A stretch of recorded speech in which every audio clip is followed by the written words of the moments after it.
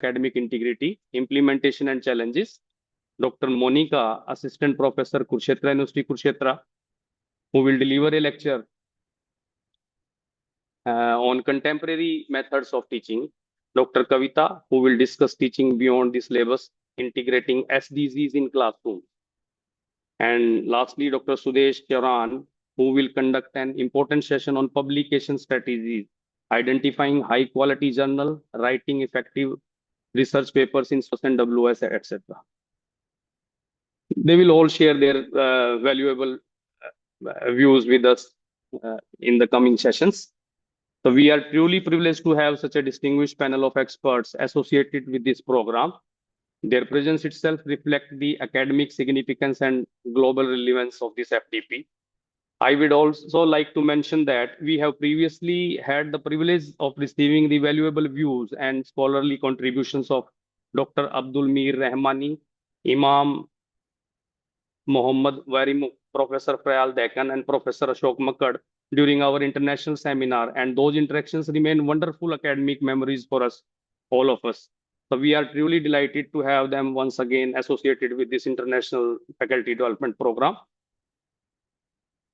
I also extend my sincere appreciation to the organizing committee, coordinator, educator, editorial team members, technical supporting staff, and collaborating institutions, especially Professor Dr. Sultan Singh Ji, Director Research Department, Munad University, Hapur Pradesh, and Dr. H.S. Tawarji, Director, Excellent Law College, Borabas, Kota, for their dedicated effort in making this program possible. To all participants, I encourage you to actively engage in these sessions, interact with the experts, and utilize their opportunity for academic growth and professional development. Learning becomes meaningful only when knowledge is shared, questioned, and applied. With this word, I once again extend my heartfelt welcome to all dignitaries, speakers, and participants. And I sincerely wish that this 1 week international FDP program will be a great success. Now, without taking much time, I hand over the session to Ms. Anuradha to proceed further with this program. Thank you very much and welcome again. Thank you so much, sir, for your inspiring and encouraging words. Your thoughtful address has truly set a positive and motivating tone for this faculty development program. This 7-day IFDP has been designed to provide a dynamic academic platform for discussing emerging trends in teaching methodology, interdisciplinary research, technological advancement, sustainability, and professional development.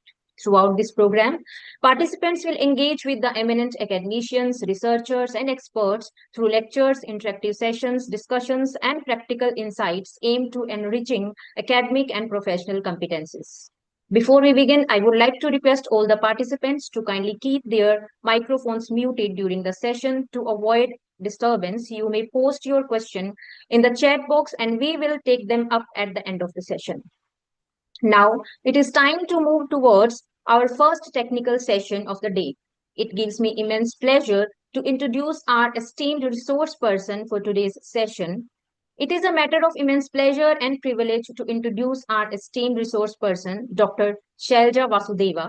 Dr. Shailja Vasudeva is a distinguished academician, researcher, author, and internationally recognized speaker, currently serving as Associate Professor in the Department of Political Science at Shaheed Captain Vikram Batra Government College, Palampur District, Kangra, Himachal Pradesh, India.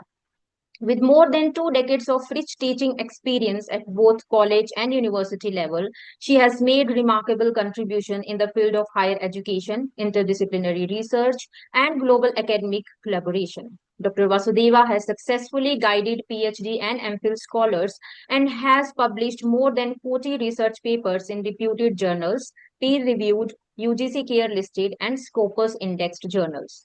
Her scholarly presence extends across the globe through active participation in the national and international conferences, seminars, webinars, symposiums conducted in countries including Germany, Nigeria, Turkey, Philippines, Albania, and many others. She has delivered more than 60 invited lectures at the prestigious academic forums across countries such as the United Kingdom, Brazil, Russia, Iraq, Serbia, Croatia, Malaysia, Bangladesh, and several others. Reflecting her strong international academic presence and accomplished moderator and chairperson, Dr. Vasudeva has chaired more than 25 academic sessions at the international conferences. Notably, in 2023, she received the Best Chairperson Award in Germany for exceptionally conducting a 7-hour international academic session involving participation from the multiple countries. Her academic excellence has been recognized globally through more than 50 national and international awards. We feel extremely honored and privileged to have such a distinguished scholar among us today. Ladies and gentlemen, please join me in extending a warm and heartfelt welcome to our esteemed resource person, Dr. Shelja Vasudeva. Now I request Dr. Shelja Vasudeva to kindly begin the session with her topic, Contemporary Trends in Teachings. Thank you. Thank you so much, Dr. Verma, for this great introduction. Thank you so much. And very good evening to everyone. I'm Dr. Shelja Vasudeva from Himachal Pradesh. And I show my gratitude towards Dr. Deepak also, who has inviting me here for this wonderful session. And I will start my session within couple of minutes. I'm sharing my PPT.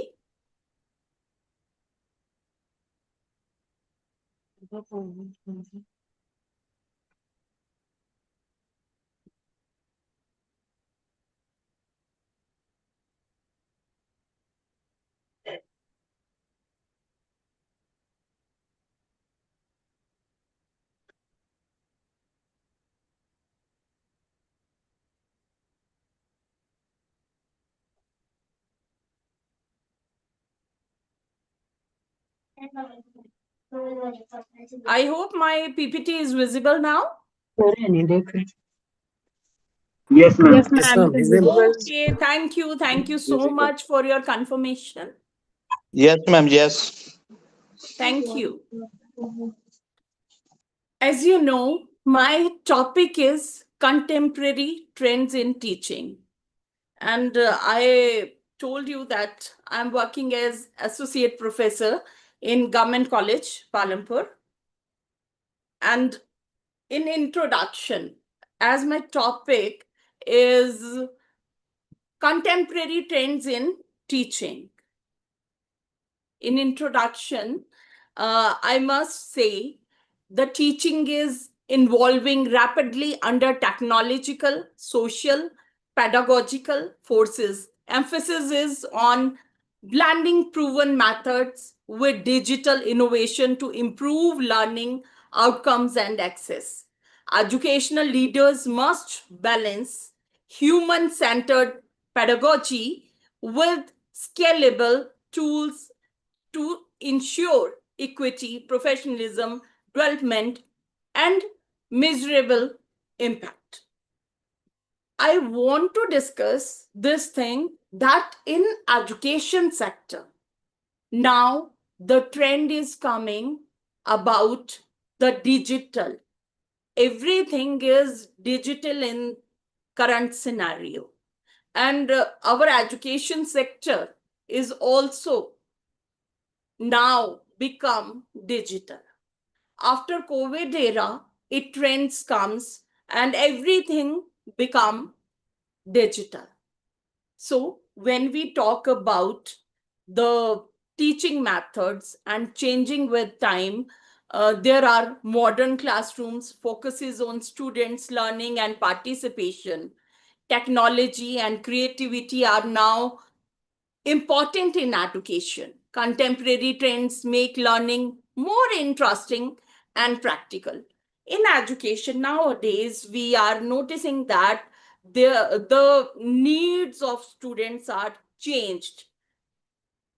Earlier, we follow the traditional system in which we delivered lecture, teachers delivered lecture, and the students are only passive listeners.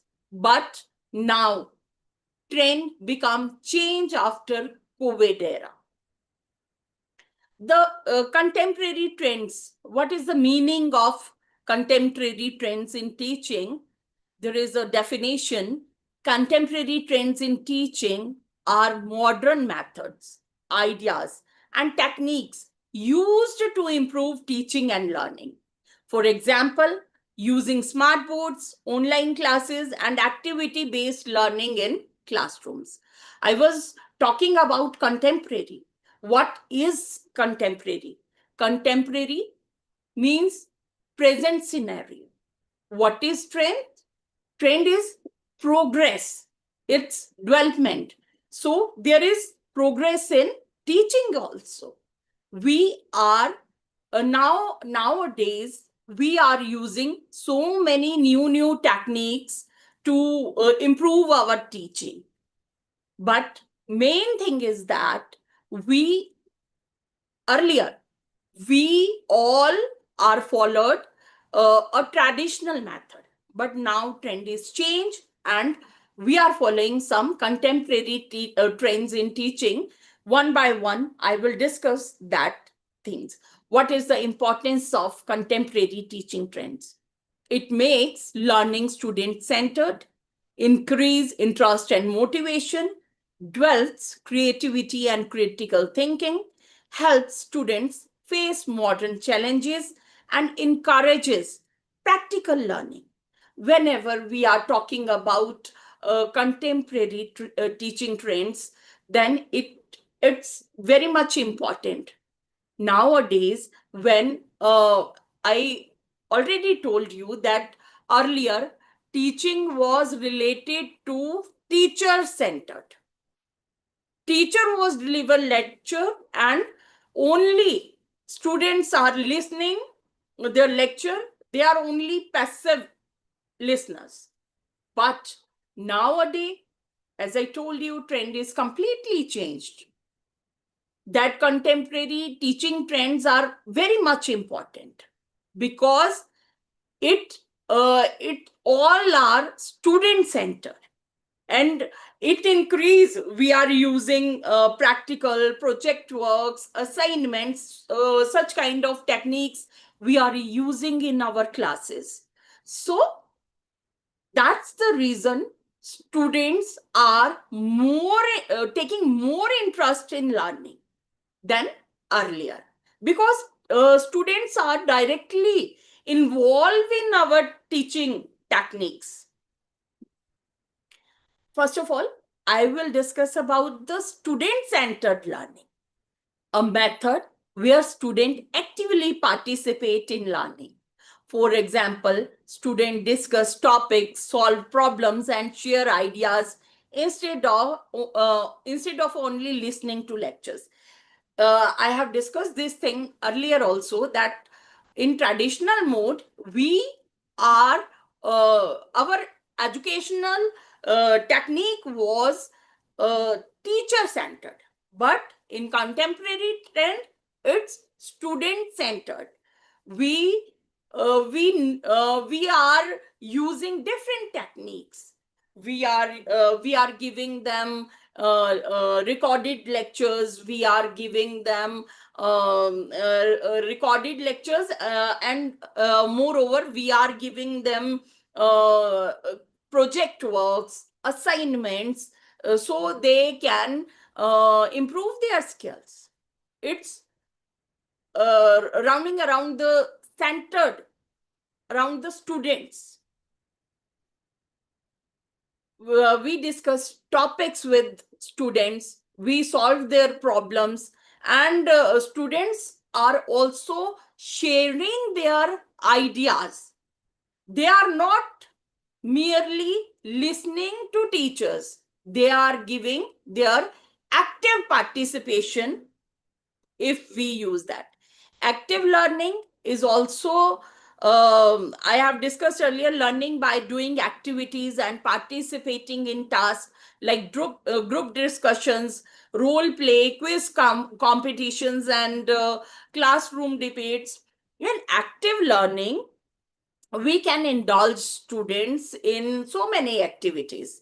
As I'm from political science department, I can give a student a project work like a research project so that they can involve directly in that kind of learning, right?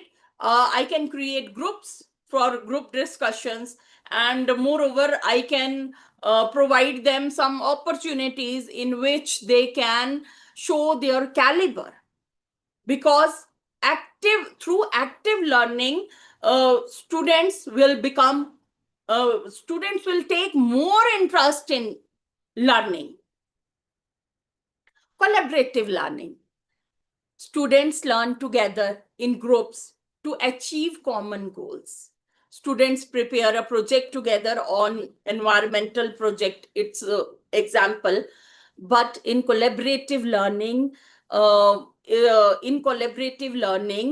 student can, if we will make their groups, then student can learn how to become good leader. They can learn to respect each other.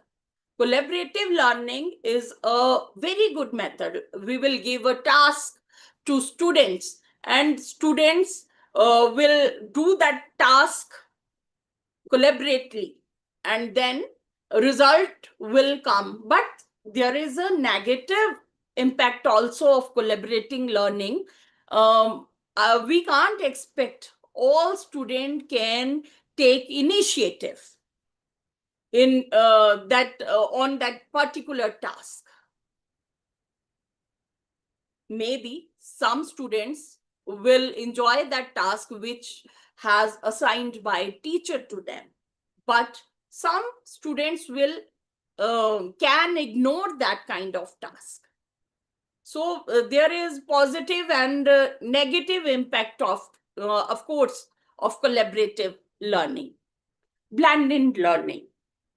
Combination of classroom teaching and online teaching is known as a blended learning. Teachers explain a topic in class and share videos or notes online. After COVID-19, we focused on blended learning. Earlier, we was not familiar with that kind of blended learning. Earlier, when we take classes, it's only a classroom teaching. We communicate with students, we delivered our lecture, but after COVID, we learned how to deliver online lecture, and students take more interest in that kind of learning.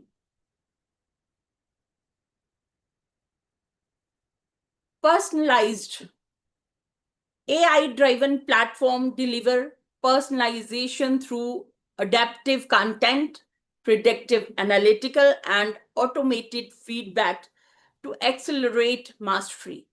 Implementation should prioritize transparency, data privacy, and integration with teacher-led instructions. Online learning and e-learning. When we are talking about online learning and e-learning, learning through digital platforms and interest resources, internet resources. Example, Google Classroom, Zoom classes, educational app. After COVID-19, Google app, then Google Meet, Zoom app, and Microsoft Teams. These are, we all are very familiar with such kind of online learning. We have almost maybe after COVID era, everyone is very comfortable in online teaching. But the problem which we faced for online learning and e-learning, that is internet access is not easy task for everyone. Every student doesn't have laptops, mobiles, and other sources. These are the challenges when we are talking about online learning and e-learning. Smart classrooms. Smart classrooms are available in all colleges and schools and universities nowadays. It's a very common thing, and a classroom with digital tools and technology is known as the smart classrooms. Experimental learning. Learning through real life experiences. Like in sciences, we have laboratories, we do experiments there. But in social sciences, we can do experiments there. Experimental learning we can do there. We can organize one educational tour for panchayat or municipal committee, and a trip for our other places where students indulge personally and visit that places and learn that things, and that kind of things which we learn practically, we never forget that thing. If we reading about Shimla in Himachal Pradesh, we will read there is Mal Road, there is Ridge, there is Kalibadi temple, famous temple. We will read that things. If we will visit that place, you will never forget that data from your mind. That kind of that is the best example of experimental learning. Gamification. Games-based elements and simulations boost motivation and contextual learning. Based work and real world tasks develop transformable skills and deeper understanding, implement with clear learning objective and assessment. When we learn through games, like in English literature class, we can play game of vocabulary. Who knows the best words for particular word? So that way, in that technique, students will learn more. Project-based learning. Students learn by completing projects. As I discussed this example earlier, that as a political science teacher, I have always given them research project. Actually, we have one paper in graduation and PG that is related to research. So for basic things in research, how to learn basic things in research, we have given students a research project in common topics. So they went to different villages and towns, and they interview particular they done interviews, they are filling the questionnaires, and they are learning more. Project-based learning is some kind of learning in which students learn more. They become confident, they know how to deal with problems, how to complete their project. They do group discussions for that purpose, for completion of project. They do wonderful jobs. Flipped classroom. Student study lessons at home and discuss them in class. For example, watching a video lecture before attending classroom discussion. Flipped classroom is a reverse teaching. In common teaching, we, means educators, teachers, deliver lecture in class and students were doing homework at their home. But in flipped classroom, we will give students ready PPTs, ready assignments, ready video lectures or recorded lectures. They will study that data at their home, and when they will come in classroom, we will discuss about what you have studied at your home.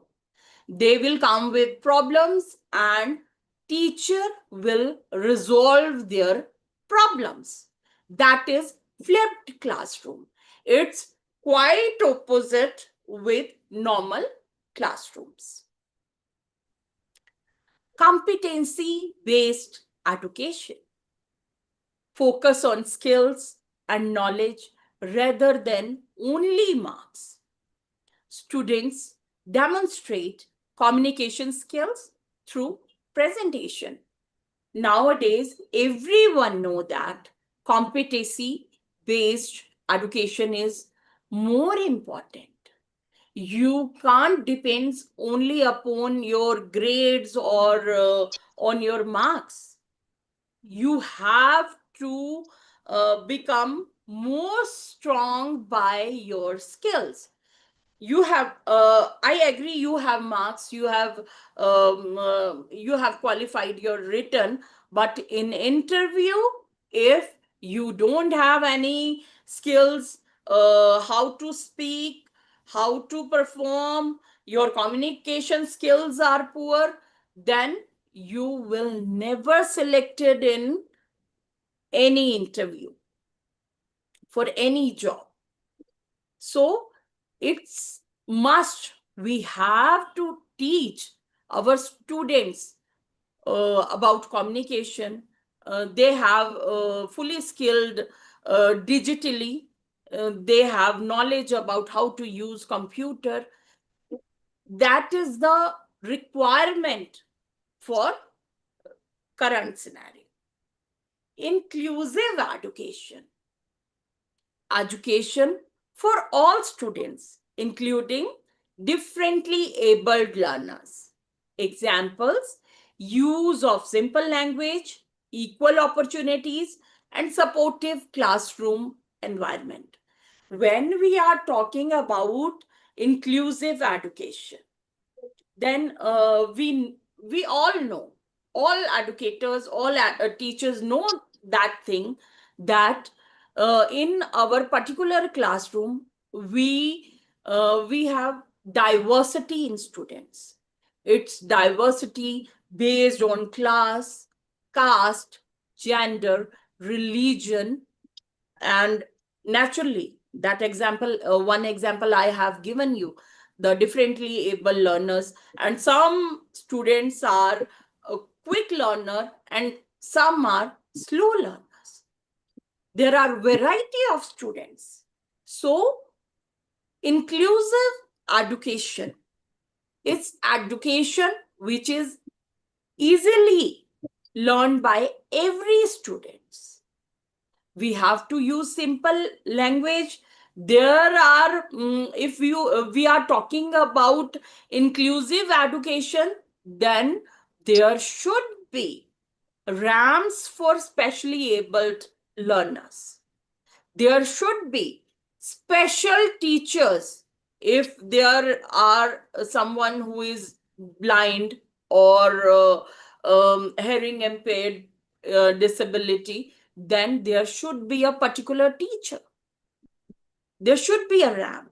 There should be a more convenient environment for those. If there is there are students which are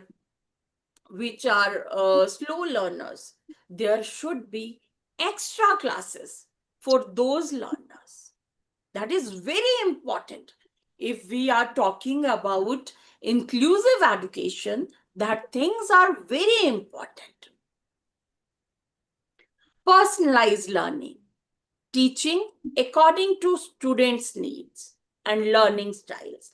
For example, providing extra practice to weak students and advanced tasks to fast learners.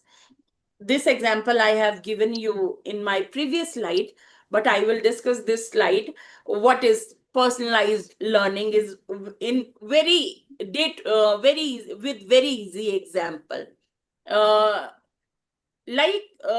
are customize our suits in day-to-day life. We are customize cakes. We are customize so many things. So why we can't customize? Why we can't provide personalized learning to every student according to their need, according to their requirement? This is more important. if we are following the contemporary trends in teaching, then our lecture should be personalized according to requirement of teacher. We have to give extra classes to weak students. It's very much required.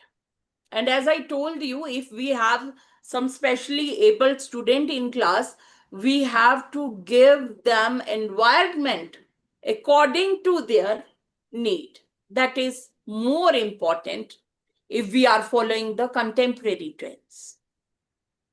Gamification in teaching, using games and rewards for learning. Example, educational quizzes, reward points, puzzle activities.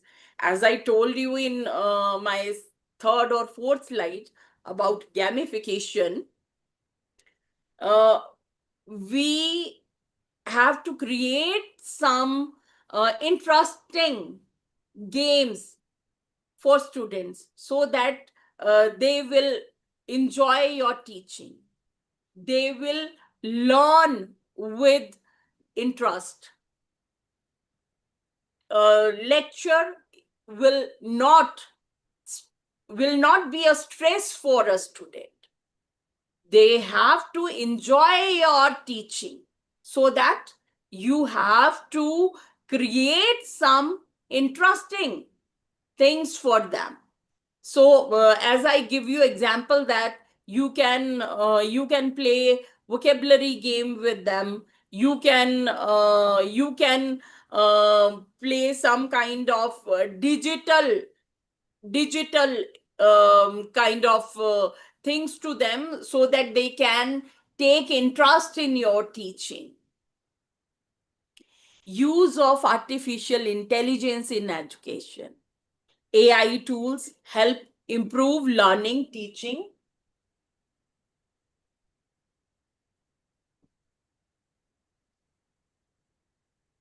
AI tools helps improve learning and teaching.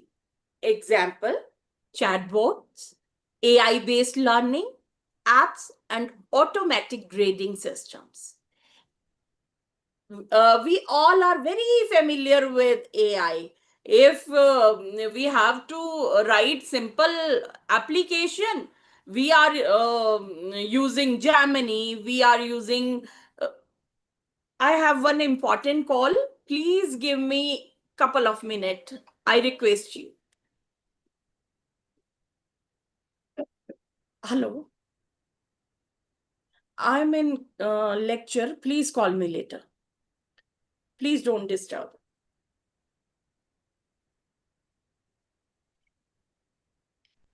Yes. I was talking about the artificial intelligence. If we need one application, we use Gemini or Chat GPT. We put such kind of application required. They have it's provided us complete ready application.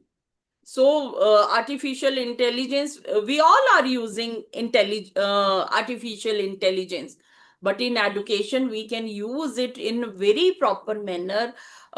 Teachers are preparing their notes, their lectures, their PPTs through that kind of artificial intelligence, and students are creating their project works, assignments. They are doing that, take that ready material and produce to their teachers. So everyone uses artificial intelligence in nowadays in education sector. Critical thinking and problem solving. Teaching students to think deeply and solve problems. Discussing real life social issues and finding solutions. This slide I have also already discussed in my previous slides. Skill-based learning definition is education focused on practical skills for life and jobs. And examples are communication skills, leadership skills, digital literacy. I have discussed all points in my previous slide. Value-based education, teaching moral values and ethics along with academics. Examples: respect for others, honesty, environmental awareness. Value-based education is very much required nowadays. In my last slide, I have discussed about the use of AI. If a teacher has given a task to student to prepare a project work, prepare an assignment, and they are taking data from ChatGPT or Gemini or through another sources for other sources, then where is our value-based education? We are copying from somewhere and we are showing that work is our own work. That is very dangerous thing. Plagiarism is very common nowadays. There are so many types of plagiarism: self-plagiarism, mosaic plagiarism, normal plagiarism. So many kind of plagiarism is available nowadays. We are doing plagiarism from different sources. We are not following honesty. We are not following. I'm not talking about all researchers. I am quoting few researchers who are doing plagiarism. They are not following honesty, fairness in their research work. They are not doing respect to others' work. That is quite dangerous. And if we will give the value-based education in classes, then students will learn how to do their work with honesty. They will respect their elders. They will follow honesty. They will do work about environmental. They will follow the environmental awareness. What will be the role of teacher in modern education? Teacher act as a guide and facilitator, encourages creativity and participation, uses technology effectively, supports emotional and social growth of students. In modern education, the role of teacher is very important. I'm audible? I'm audible? Yes, ma'am. Yes, ma'am. Yes, please. Okay. Thank you. Thank you for your confirmation. Please, someone is talking. Please mute your mic. It's my humble request. Yes, I'm talking about role of teacher in modern education. Teacher can act as guide, as motivator, as facilitator, and teacher can encourage so many activities. If we are talking about environmental awareness, teacher can organize one plantation drive. So students can learn there. In that way, student can play the role of motivator, a guide for their students. And technology, uses of technology effectively is very much important. And as I told you that in classroom, we have diversity in students. Some are quick learners, some are slow learners, and some are financially, some students are facing a financial crisis, some are facing emotional crisis. We have to deal with that all students very smartly.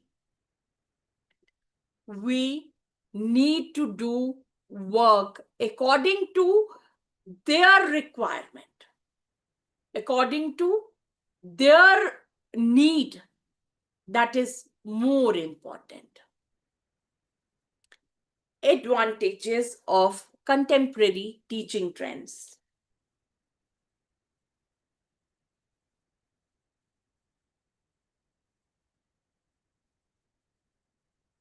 There are some advantages of contemporary teaching trends. Interactive and interesting learning, better understanding of concept, development of practical skills, improved communication and teamwork, increased confidence among students. There are so many advantages of contemporary teaching trends. If we are talking about democracy, if we will create a show of mock parliament for students, they will learn democracy more better than reading books. If I will talk, a teacher will talk about environment. If a teacher will guide them how they can do contribution to make better environment, then they will learn more. Practically, they will learn more. Communication skill we can improve. So in contemporary teaching trends, we have so many advantages. As I told you, we can give them project work, so they will learn teamwork, they will learn leadership, they will learn practical knowledge. So we have so many advantages of contemporary teaching. We have some challenges in modern teaching: lack of technology in some schools, internet connectivity issue, need for teacher training, distraction through gadgets, time management problem. Yes, absolutely right. Modern teaching is facing such kind of issues and challenges. If we are talking about contemporary teaching, we are talking about blending learning. We are talking about digital literacy. We need internet access. But for poor students, it's very tough to recharge their internet that so quickly. It's very difficult for them. Sorry.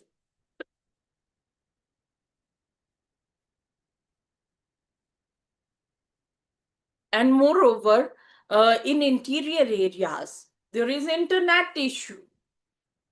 There is connectivity issue. So such kind of challenges we will face if we are talking about the modern teaching. And teachers need some kind of training, how to use Google Meet, how to use AI, how to prepare PPT, such kind of new techniques they required. And I will talk about the most important thing, that is distraction. If we will give laptop, mobiles, and anything to smartphones to our children, then it will create issue. They will distract from their major goal, because online internet, in online any site we can see anything. It's very dangerous. Students can distract from their major goal. That is also an issue. What will be the suggestions for effective learning? Use simple language, encourage student participation, combine technology with traditional methods, give practical examples, create a positive learning environment. These are some suggestions for effective teaching. If we use very tough words in our lecture, during our lecture, it should be difficult to learn. Moreover, we have to use very easy and simple language. Every student, if that student is quick learner or slow learner, every student can learn, can understand what you want to convey. And we have to encourage student participation in different things like project work, assignments, and research work. We can motivate even in quiz competition. Even we can celebrate Constitution Day, and we can give full charge to student so that they can participate, and they can take more interest in such kind of activities, and they will learn more and more about they will learn that practical knowledge through such kind of events. Combine technology with traditional method.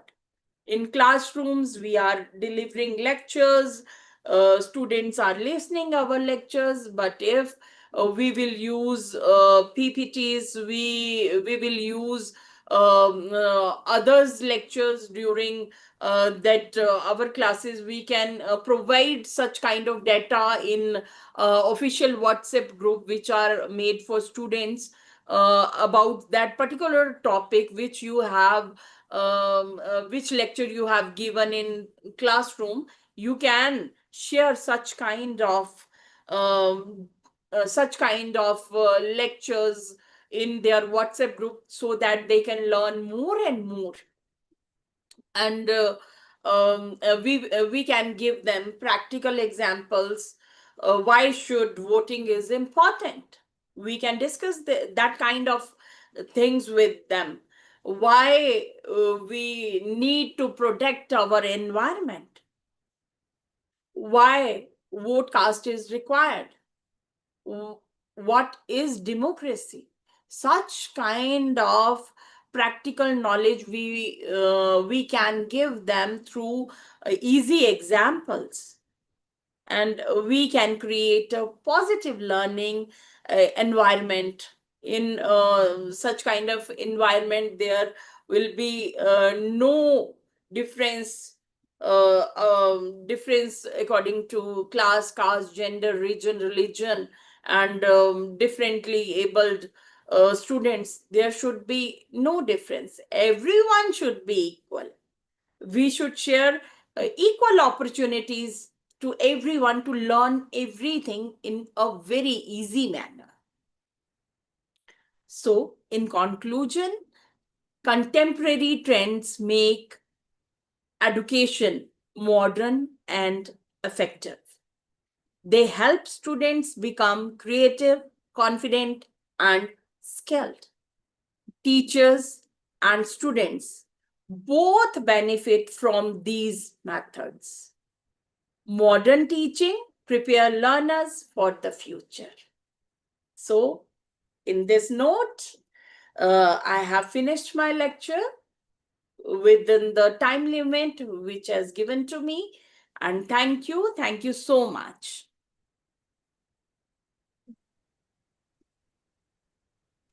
Thank you, ma'am. Thank you, ma'am. Thank, thank you so much, ma'am. You talked about, thank you so much, ma'am, for such an enlightening and insightful session on the contemporary trends in teaching. And you talked about the importance of contemporary teaching trends, where it is student centered as compared to the traditional teacher centered methods. Nowadays, students can actively participate through group discussions, role play, quiz competitions, etc. You effectively talked about the blending learning, inclusive education for differently able learners, and many more things. Simultaneously, you also talked about the challenges as well, which are facing in the contemporary society. So, thank you so much, ma'am, once again.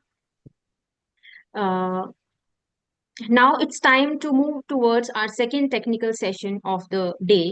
And it gives me immense pleasure to introduce our esteemed resource person for the second session, Dr. Aarti Gupta, an accomplished academician, researcher, and expert in the field of finance, accounting, and data analytics. Dr. Gupta is currently serving as Associate Professor at Asian Business School, where she is actively involved in teaching PGDM students and contributing as a member of Research and Development Cell. She earned her PhD in Commerce in 2018 from the Department of Accountancy and Statistics, University College of Commerce and Management Sciences, Mohanlal Sukhadia University. Her doctoral research titled Application of Neural Network in the Financial Statement Fraud Detection, a case study of selected Indian companies, was conducted under the guidance of Professor Dr. G. Soral. Her research reflects a remarkable integration of accounting with emerging analytical and artificial intelligence techniques. Her contribution to research and academia has been widely recognized. She was awarded the prestigious ICSSR Doctoral Research Fellowship from 2015 to 2017. She also received the Young Researcher Award 2016 from the Indian Accounting Association for her outstanding research on the comparative application of neural networks and logistic regression in financial statement fraud detection. Adding further distinction to her profile, she received a prize from Honorable former Prime Minister of Mauritius, Naveen Ramgoolam, for securing second position in the BCom annual examination in 2005. She was also awarded the Radha Krishnan Merit Scholarship during her MCom. Dr. Gupta has also delivered expert lectures on a keynote speaker on contemporary themes such as the application of neural network techniques in accounting fraud detection and has received application for her academic contribution and insightful deliberation. Where her rich academic experience, strong research background, and interdisciplinary expertise in accounting, finance, data analytics, we are truly honored to have Dr. Gupta with us today. Please join me in extending a warm welcome to Dr. Gupta to share her insight on the topic effectiveness of outcomes based education in Indian universities. Thank you so much, ma'am. I'm audible. Yes, ma'am, you are audible. Okay. Thank you so much, ma'am. First of all, to introduce myself, and I heartily welcome all the organizers of this FDP. I welcome all faculty members, research scholars, and my dear students for attending this seminar and FDP. And today we are going to discuss a very prominent topic of this FDP, that is outcome-based education. So may I share the PPT, ma'am? Yes, ma'am. Yes, ma'am, of course.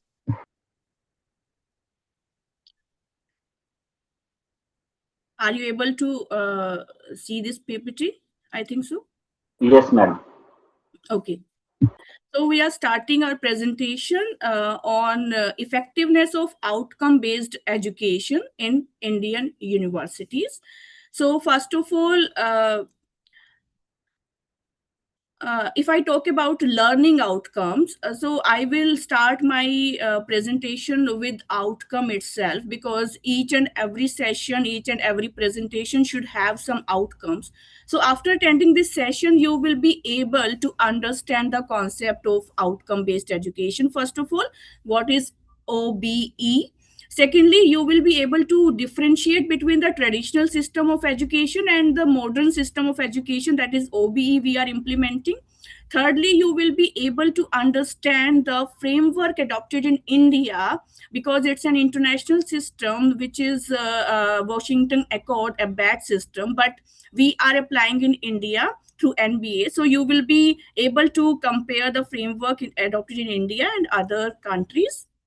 Then at last you will be able to analyze the effectiveness of OBE, how OBE is effective in higher education and in enhancing the student-centered learning. Then first of all, if we talk about transformation, what type of transformation we are talking about? Transformation from traditional learning to active learning. So for transformation, we need some types of standards. And for the standards, there is an organization, that is International Standard Organization. Under these organizations, some international global standards are set. And then there are so many accord bodies and accreditation bodies all over the world. 7 accreditation bodies are there. One of them are, which we are following, it is the Washington Accord, ABAT. What is ABAT? ABAT is accreditation body for engineering and technology. And under a Washington Accord, we have in India, that is NBA. NBA is the National Board of Accreditation. So in India, we are following the norms and guidelines given by NBA, because NBA is following the Washington Accord, ABAT, which is an international accreditation agreement. So we can proudly say that India, NBA, is a signatory member of Washington Accord. Then as you know about the Washington Accord, so we can say no OBE, no accreditation. So NBA, National Accreditation Body, is going to give the accreditation only to those institutes, those universities, those colleges who are having the OBE in their curriculum. So we need to understand that we have to keep in mind the end. So because at the end of this session, at the end of this lecture, at the end of this FDP, what you are going to learn, what will be your learning outcome, because we have to keep the end in mind. By keeping the end in mind, we have to formulate our curriculum, we have to formulate our whole lecture, whole session, so that the learner's outcome must be there. Then if we talk about in Indian context, there is a Department of Higher Education under Ministry of Education. So we have an NEP, that is the National Education Policy 2020. And we can say that OBE, outcome-based education, is a vision of NEP 2020 which keens to produce the future ready learners, because we are here to produce the learners, because the concept behind the OB is the learners, because we are lifetime learners in terms of OBE. Now, which are the regulatory bodies of OBE in India? We should know that there are primarily UGC, then NBA, then AICT, and then NAC. So UGC, NBA, AICT, and NAC, these are the 4 accreditation bodies which are going to rank, which are going to accredit any program that ensure the quality and the structure of the program, which is according to those global guidelines. Now, if we talk about OBE, then NBA is going to rank, is going to accredit any program or college on basis of these criteria. Total 1,000 marks are there, and 60 marks are given to vision and mission, 120 marks are given to learning processes, 120 marks to COs and POs, 150 marks is given to student performance, student information, faculty support, continuous improvement, first year academics result, and student support system, and then financial resources. So total 1,000 marks are there, and how many marks your institute will achieve, it will depend on their visits and their observations. Now we are starting our lecture on OBE. So first of all, we should understand what is OBE. Now, if we talk about OB, it's a paradigm shift from the conventional education to the outcome based education. Outcome based means we have to keep the end in mind. Secondly, we have to transform the teacher-centered learning to the student-centered learning. And thirdly, OB focus on what students are expected to do after attending your lecture, what student expected to demonstrate after attending your session. So basically, they have to apply those techniques, those ideas to the real world situation. So now faculty is not just a faculty, he or she is an instructor, a trainer, a facilitator, a mentor. So they are going to become in various roles. So now the faculty role is not just a teaching role, it's an instructor, mentor, and facilitator as well. Now, what OBE facilitates? OBE facilitates, first of all, it states what do you want your student to be able at the end of your program. First of all, if your student is doing PGDM program, so after PGDM program, what your student is going to contribute to the real world. Then assessing whether the student is being able to learn what you are expected to do. Then orienting your lecture, orienting your session, orienting your curriculum according to the student need, according to the students' expectations, what they are going to contribute. Now, why OB? Why OB is very much simple to understand. First of all, for the accreditation part, for the NAC ranking, for NIRF ranking, and then we can say the for UGC, NEP. So there are so many AICT guidelines. So why OB? Because we are shifting from teaching centered to learner centered learning. And then industry employability, very important. We are now having summer internship programs. We are now having industrial visits for our students. We are now arranging the training sessions. We are providing them placement facilities. So we are making them industry ready to fill the gap between the industry and employability criteria. Thirdly, why OB? Because NEP, there is a vision we have discussed that skill orientation and is the vision of NEP 2020. That's why OB is required. And then MBA and NAC accreditation pressure is always there on the institute. So we have to implement, there is no option. So more or less today or tomorrow, we have to implement OBE. So we should be very much clear that OB is the demand of the day. Now, traditional education versus outcome-based education. If we talk about the differentiation between the two types of education, first, traditional learning was teacher-centered. So we were preparing the lecture, we are just going to classroom, and we were delivering the lecture. Whether the student is learning or not, that we would judge on the basis of their midterm or end-term examination. That's all. But now the student-centered learning is there. They are participating in the discussion. They are being judged on the basis of projects and assignments and case studies, solutions, discussions, group discussions, everything we are noticing on their part. Focus on syllabus completion. Earlier, we were focusing on just a syllabus completion, but now we are focusing on the learning outcomes, COs and POs.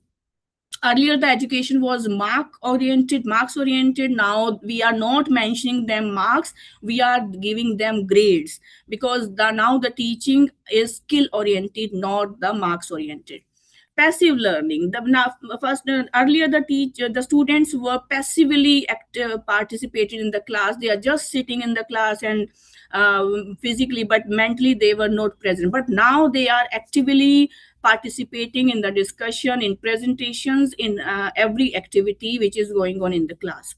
Content delivery was very traditional based on the blackboards and whiteboards. Now we are using competency based development using smart boards, and we are using AI, digital platforms to make our students more tech savvy. Then Anthem evaluation was just a method. Now continuous assessment, we are giving them continuous assessment marks as well, and we are continuously assessing their scores on basis of assignments, case studies, and they are using ERPs to upload their assignments, and they are continuously being assessed by the mentor. Now, OBE emphasizes on. So these are the 4 criteria. First of all, project-based learning. They are doing the live projects under the mentorship of the faculty. Secondly, we are using rubric-based assessment. Each and every question in the midterm and end term, we are using rubrics for that purpose. If we are providing 6 marks out of 8, then why 6 marks is being given to them? That is based on their rubrics. Then case study, we are using case study pedagogy, because by relating the case study of real world scenario to the topic of syllabus, they can relate how it is being implemented in the real world scenario. And the last, we are having the industry internship programs, summer internship programs, in which students are doing 3-month and 2 months internships with any private or public company, and they are having the hands-on experience of accounting softwares and marketing research, and by selling the products, whatever the specialization they are having the real world hands-on experience. Now, OBE framework in India, how OBE is being implemented, and what is the framework in India? First of all, we are following OBE as a student-centered learning. We have shifted, we have transformed our teaching. So some of the university, if we talk about the University of Allahabad, BITS Pilani, then if I talk about VIT Vellore, they are already using the Washington Accord, and then they have transformed their teacher-centered learning to the student-centered learning. Now, competency-based curriculum we are designing. Each year we are revising the syllabus. Each year we are revising the curriculum. We are making it more industry-ready. We are making it more practical in the sense we are ensuring that all the curriculum should not be overlapped. So we are making them skill-based. Then thirdly, we are making our students employable by giving them some training programs and then placement opportunities. We are giving them some crafting prodigy programs in which we are giving them some communication skill exercises, English speaking, and then we have to work on their body language, on behavior, so how they are presenting in the interviews. So we are making them student employable with the global readiness.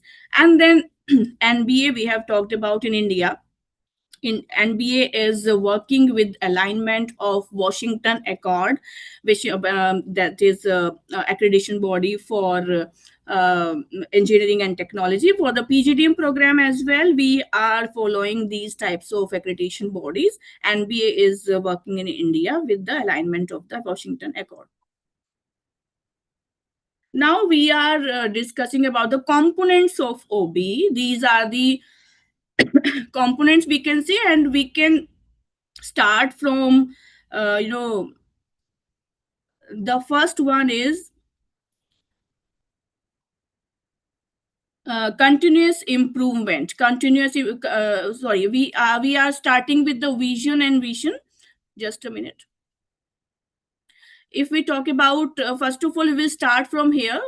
vision and mission. So each and every institute has some vision. For example, if I talk about my institute, the vision is growth with education.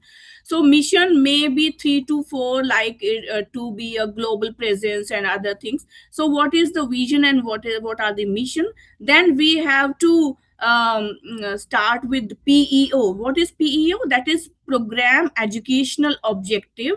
So we will talk about these objectives in detail in the next slide. Then we have POs and PSOs.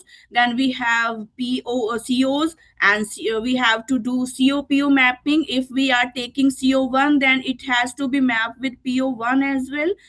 Assessment we are doing, and continuous improvement. So these are the components we are using for as a component of OBE in India. If we talk about OBE hierarchy, so we can call it hierarchy as well. First of all, we formulate the vision and mission. Secondly, we formulate the program educational objective. Then thirdly, we design the program outcomes. Then program specific outcome we can design, and then we can design the course outcomes. Now, understanding PEOs, POs, PSOs, and COs. First of all, if we talk about, we will take an example here. So by taking an example, you will be better understanding. We are taking example of engineering. For example, any college is running engineering program. So what is P? P is program. So we are considering engineering as a program. Now, what is PEO? PEO is program educational objective. After doing engineering from your college, what they are going to achieve: long-term career and professional achievements of graduates. After doing BTech from any stream, like computer engineering, like electronics, like electrical, whatever stream it is, after doing BTech, what are their long-term career and professional achievements? Secondly, POs, program outcomes. That was again regarding to engineering. And now what is the difference between PEO and POs? PEO is a long term perspective. After doing BTech and after doing such kind of program like PGDM, after doing PGDM, what they are going to achieve. Now what is PO? PO is during the program, during pursuing their engineering, during pursuing their PGDM. जब आपका student pursue कर रहा है, then what they are going to achieve in terms of skills and competencies. PSO. If we talk about engineering, we talk about computer science as a stream. We talk about electronics as a stream. So program specific. Now we are specifically talking about computer science. So what are the student discipline specific? Like discipline may be marketing, discipline may be finance, discipline may be business analytics, or maybe HR. So what are the discipline specific ability they are going to achieve? And the last, CO means course objectives. Like in finance, we have financial management subject. We have just, for example, behavioral finance subject. So subject wise or course wise outcome we have to formulate. So these are the four we can say outcomes we have to design. And one by one we can understand that how these outcomes may be designed and all. Now, while designing these outcomes, we have to keep in mind the Bloom's taxonomy. Bloom's taxonomy, that is the learning outcome. Now, there are 6 levels. 6 levels. These are remember, understand, apply, analyze, evaluate, and create. So we will start from the bottom.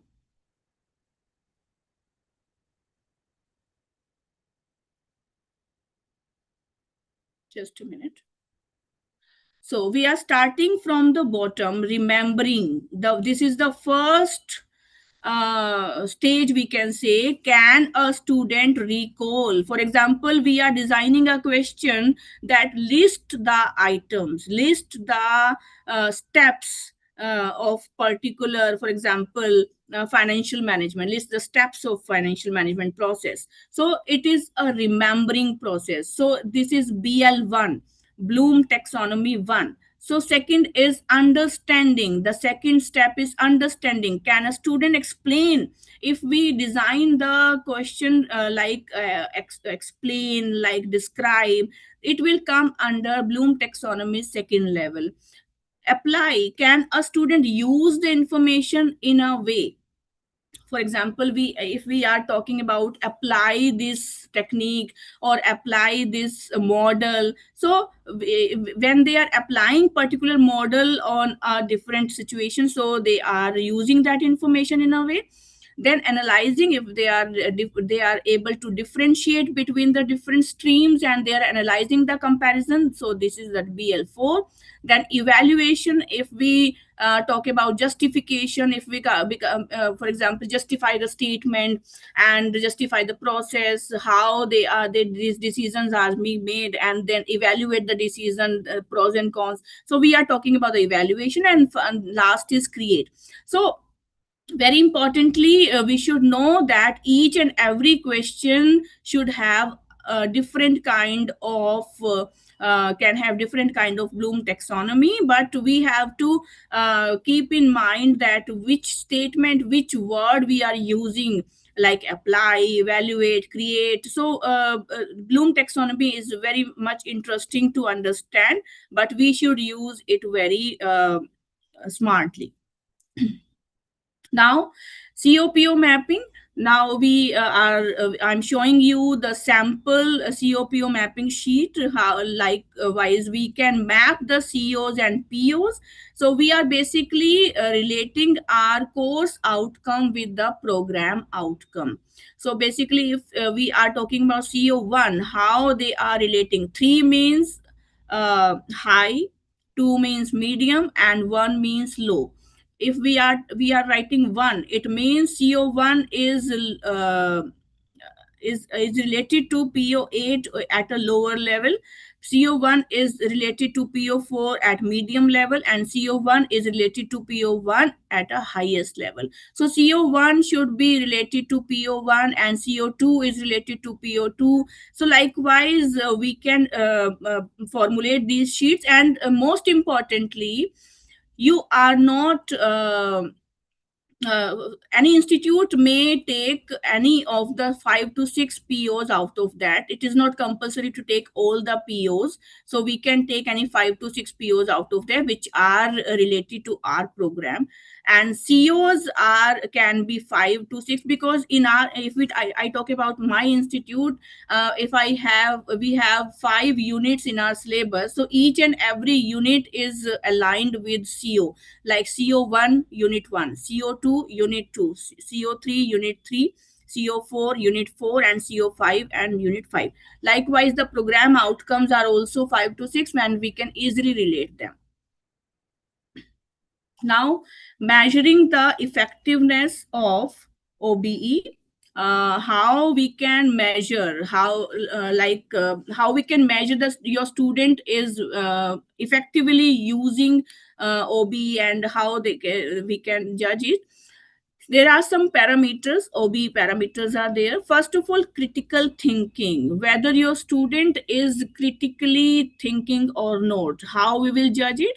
We will judge it on basis of their assignments, their case study solutions, their projects, their live projects, their research projects, their industry readiness, placement scale, SIP scale. We can judge it. Then problem solving. Students should have the problem solving skill. So how they are solving the case study related problems. They should have industry readiness, skill development, and then employability enhancement. So these are 5 parameters on which we have to judge the student, so whether they are actually learning as per our curriculum. Now, assessment tools are there. So there are direct assessment tools, like we take exams, we give them live projects, we give them presentations, we give them summer internships. Then In the indirect way, we have some kind of we can take alumni feedback after getting them placed. Then we can take employer feedback at which company they are placed, and we can take exit survey when the student is going exiting from your college, and then we can take the survey.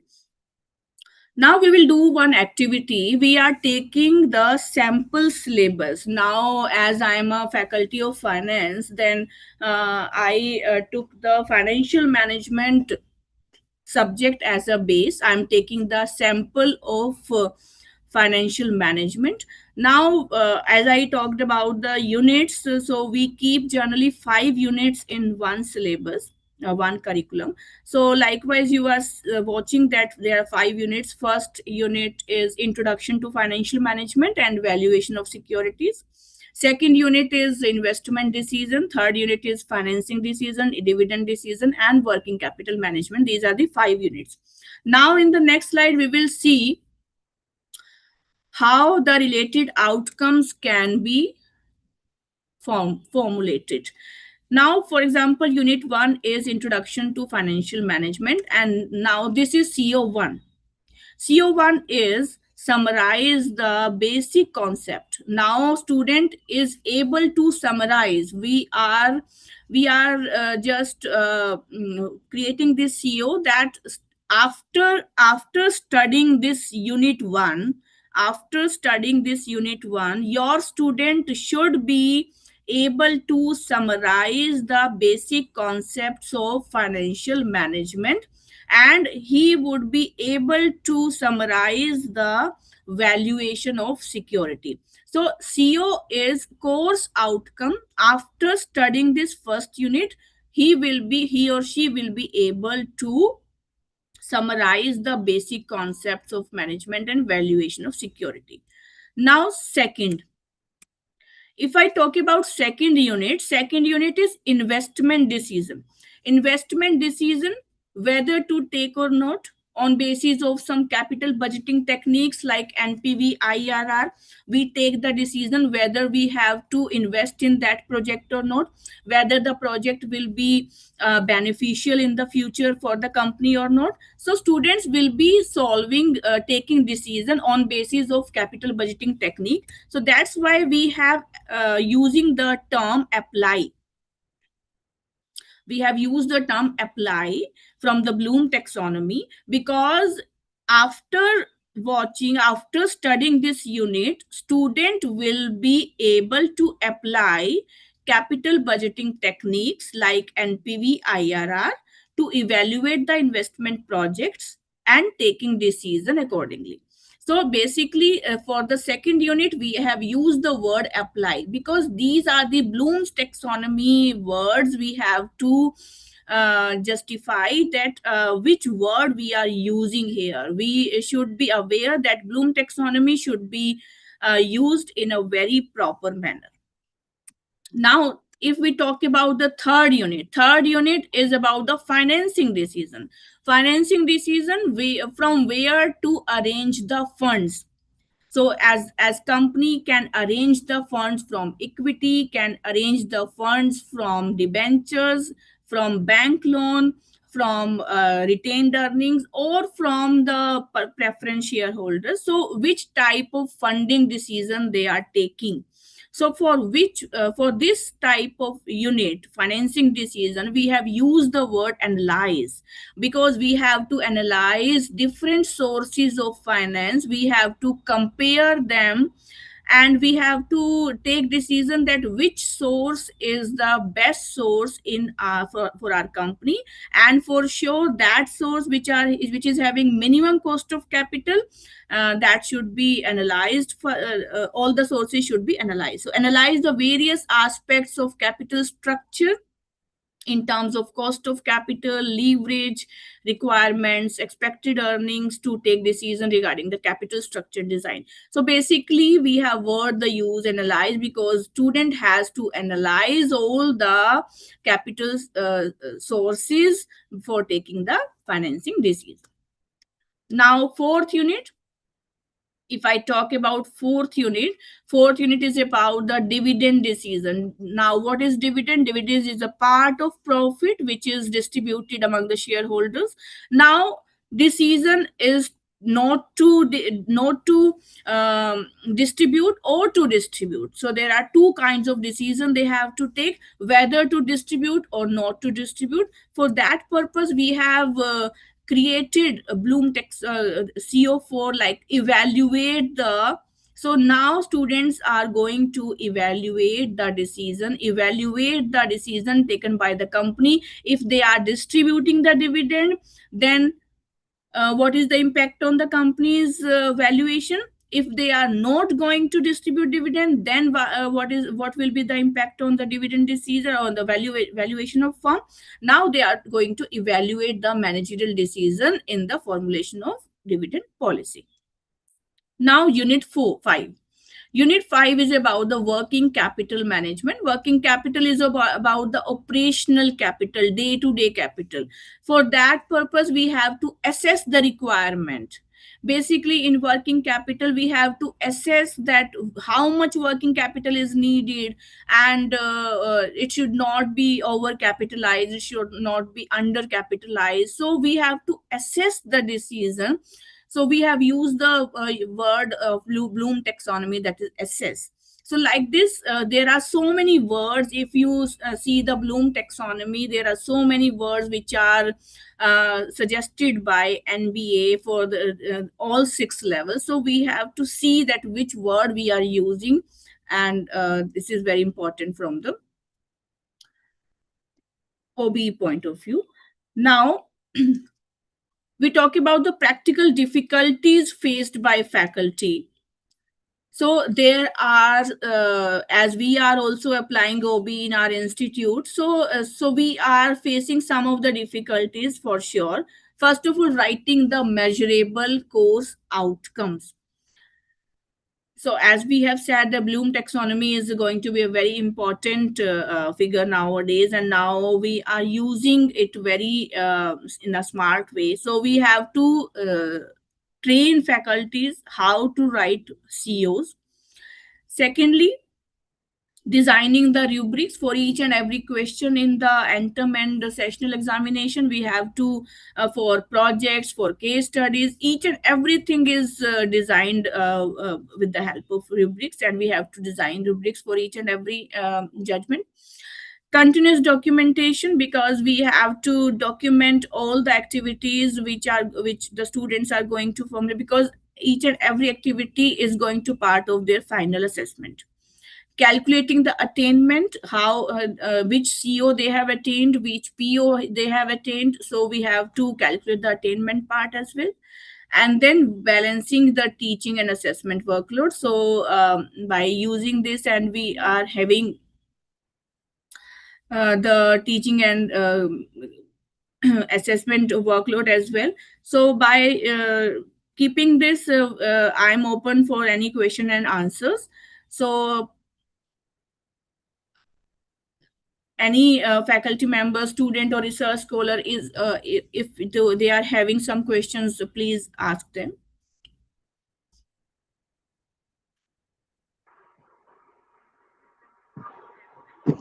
They can write in the chat box as well if you.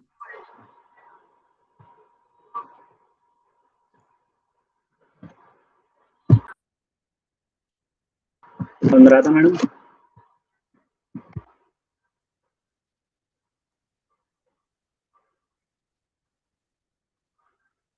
Thank you so much, ma'am. Thank you so much for your knowledgeable lecture, and we learned a lot from you on effectiveness of outcome-based education in Indian university. You talked about OBE, NEP 2020 vision, and as OBE is the demand of the day, we have to keep end in mind. So where we are shifting from the teaching centered to the learning centered, and you also compared traditional education with OBE. So thank you so much for this knowledgeable lecture. Thank you, ma'am. any questions if the participant have, we can relate and we can have a discussion on this.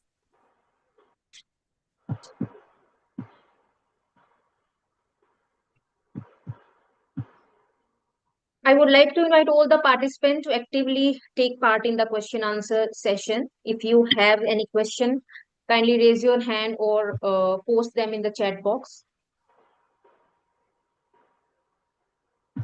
Anybody?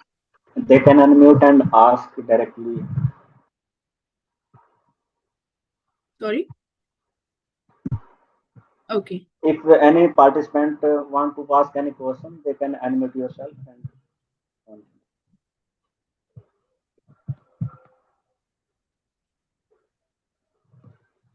I think there is no question, ma'am. Okay.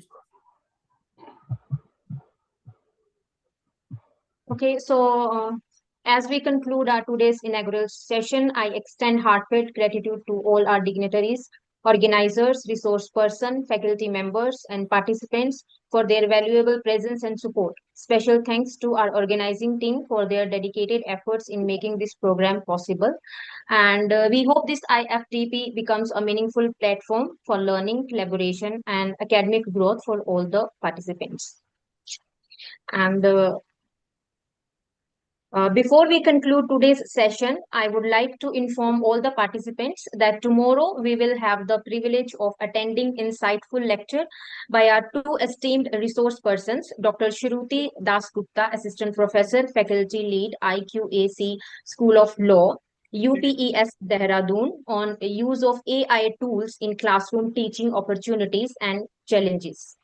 Dr. Ghulam Mir Rahmani, VC Rao University, on research proposal, writing and research methods. Once again, a heartfelt thank to our esteemed resource person of today's session, Dr. Shelja Vasudeva and Dr. Aarti Gupta. And thank you all the participants. With this, we conclude today's session, and thank you all for making this FTP meaningful. Thank you so much. Thank you, ma'am. Thank you. Thank you. Ma'am. Thank you.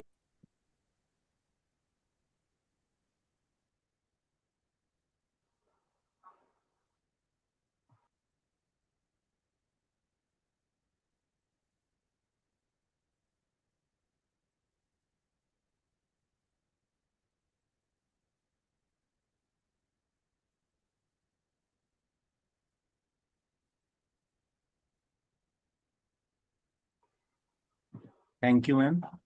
Now, Can we leave, ma'am? Yes, you can leave now. We will Any meet attendance tomorrow. form, etc. Attendance formalities, if any. No formalities are not there. we will You can share you can feedback attend form at in 5. WhatsApp group. Sorry, sir. We will share feedback form in WhatsApp group. Okay, fine. You can fill till tomorrow. Okay, fine. Thank you. Thank you, sir.